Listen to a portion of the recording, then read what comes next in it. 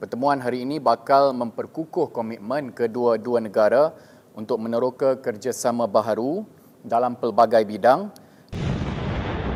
Sidang kemuncak kali ini bakal menjadikan Kuala Lumpur sebagai pusat tumpuan diplomasi antarabangsa.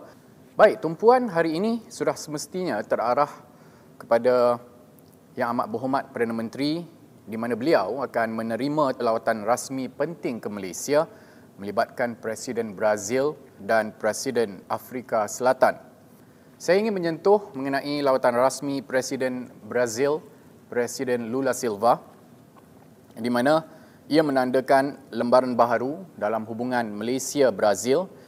Lawatan ini juga mencerminkan keyakinan dan keakraban hubungan Malaysia-Brazil berteraskan semangat saling hormat dan usaha bersama memperkukuh kerjasama selatan-selatan demi manfaat kolektif kedua-dua negara dan rantau.